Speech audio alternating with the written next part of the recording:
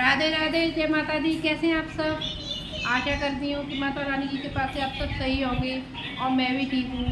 जैसा कि आपको पता है कि मैंने 4-5 दिन से वीडियो अपलोड नहीं कर पाई है, क्योंकि मैं आ गई हूँ अपने घर मुरैना और मैं ससुराल में हूँ। इस वजह से अभी मैंने वीडियो का कुछ वो नहीं किया है। और आज थी गणगौर, तो गणगौर की पूजा करके फ्री हुए थे। अब मैं ये वीडियो बना रही हूँ रात को, जो कि मैं आपको बताऊंगी माता रानी के सिद्ध कुंज का स्त्रोत के बारे में। मैंने बताया था आपको, पाठ करके सुनाऊंगी।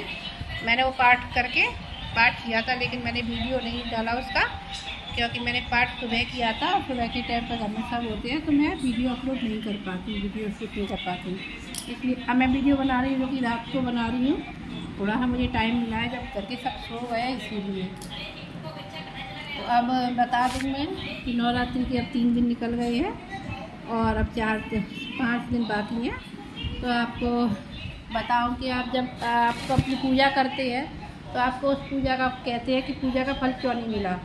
तो उसका एक कारण है। जब भी आप पूजा करते हैं, तो आप पूजा से पहले अपना आसन बिछाइए और अपना एक ही आसन रखिए।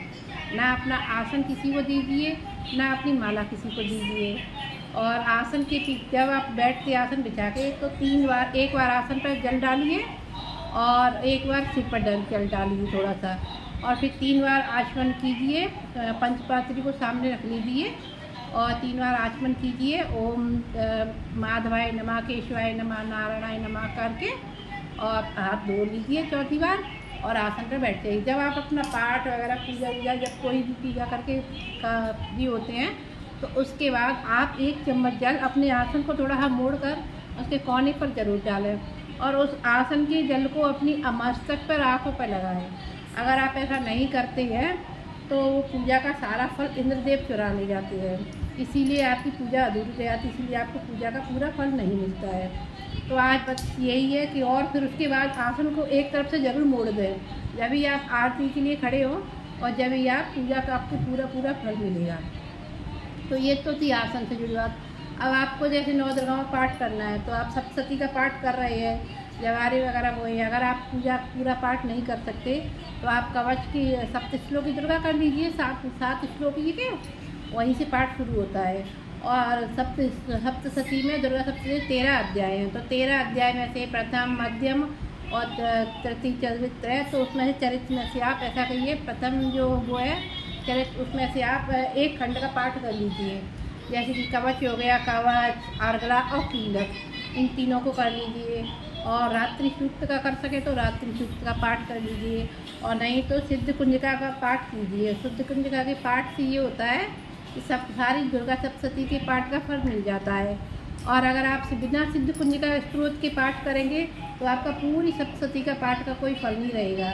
और इसके बताओ सिद्ध कुंजिका का फिर कितना प्रभाव है। तो आप यहाँ कीजिए, अगर आप कुछ नहीं कर सकते, तो दुर्गा देवी के 32 नामों का उच्चारण कर लीजिए और ये सिद्ध कुंजिका का पाठ कर लीजिए और क्षमा प्रार्थना कर लीजिए।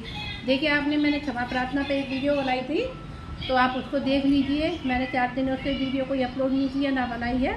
तो आप सप्तशती में दुर्गा सिद्ध कुंजिका स्त्रोत का पाठ अवश्य ही कीजिए, क्योंकि सिद्ध कुंजिका स्त्रोत इतना प्रभावशाली है कि उसके करने से ही पूरा सप्तशती पाठ का फल मिल जाता है।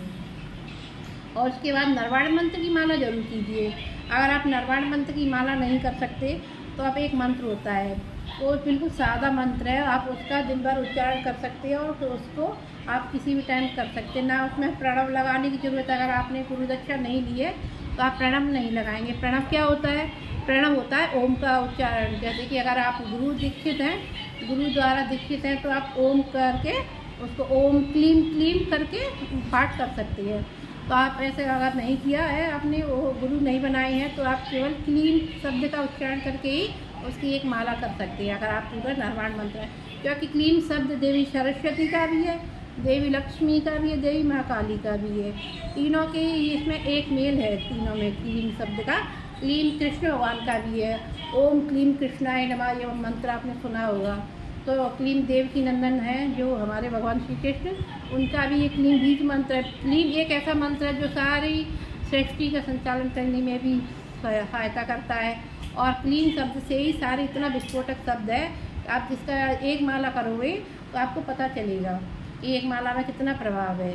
तो आप अगर निर्वाण मंत्र की पूरी नहीं कर सकते तो क्लीम की एक माला कर सकते हैं। और क्लीम शब्द की क्लीम क्लीम करके, या फिर ओम दुम दुर्गाए नमः की माला भी कर सकती है। जी 9 दुर्गाओं में आप कोई भी एक माला सिद्ध कर सकती है। और सबसे बड़ी बात है, आप इस टाइम अपने राम रक्षा स्तोत्र का पाठ करिए। और 9 दुर्गाओं में राम रक्षा स्तोत्र को सिद्ध करने का सबसे महत्व अच्छा होता है, क्योंकि 9 दुर्गा कोई मुहूर्त नहीं है, वो अपने आप पे सिद्ध मुहूर्त होता है किसी भी चीज़ के लिए।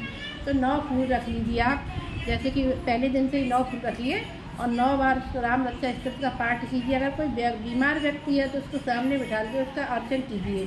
पहले एक बार पाठ कीजिए, तो उसका फूल लीजिए, फूल से उस जल के द्वारा पूरा उसके कवच के रूप में उस पर सिंचित कर जल छिड़क दीजिए। तो ऐसे करके 9 फूलों से उसका करिए और वो व्यक्ति 9 दिन में ही आपको आराम मिल जाएगा। जब आपका ये मंत्र से राम रक्षा स्तोत्र आपके द्वारा सिद्ध हो जाएगा तो उसे आप कभी भी उपयोग कर सकते हैं। जैसे कोई भी बीमार व्यक्ति है, एक बार आप राम रक्षा स्तोत्र को पढ़ के रख लीजिए, सामने जल रख लीजिए और फूल रख लीजिए। फूल के द्वारा उनका मार्जन होता है जो राम रक्षा स्तोत्र का, तो मरीज व्यक्ति उठ खड़ा होता है उसको, या उसके रोग में बहुत ही जल्दी उसको फ़ायदा हो जाता है। और आप इसमें रामायण का पाठ भी कर सकते हैं 9 दुर्गा में। तो देवी सप्तशती का पाठ तो बहुत ही ज़्यादा प्रभावशाली होता है, लेकिन इसमें नवम पारायण होते हैं तो 9 दिन तक रामायण का पाठ भी किया जाता है। जैसे एक अध्याय रोजाना करें, नहीं हो पाए तो एक पारायण का पाठ करें और नवम पारायण का रोजाना आप। और ऐसे भी कर सकते हैं, एक टाइम खाना खा के भी रख सकते हैं, व्रत अगर नहीं हुआ तो आप सुबह के टाइम पे फलाहार ले लीजिए और शाम के टाइम पे आप खाना खा लीजिए, तो आपका रामायण का पूरा नवम पारायण का पाठ हो जाएगा उसका। और क्या कहूँ, इसमें और भी बहुत सारी सिद्धियाँ कर सकते हैं 9 दुर्गा में आप। तो आप बस आज की वीडियो इतनी ही है, और जैसे कि मुझे टाइम मिलता जाएगा मैं आपके लिए वीडियो भेजती जाऊँगी। जय जय श्री राधे, जय माता दी। कैसे आप सब जय हो, माता रानी आप सब पर कृपा बनाए रखिए।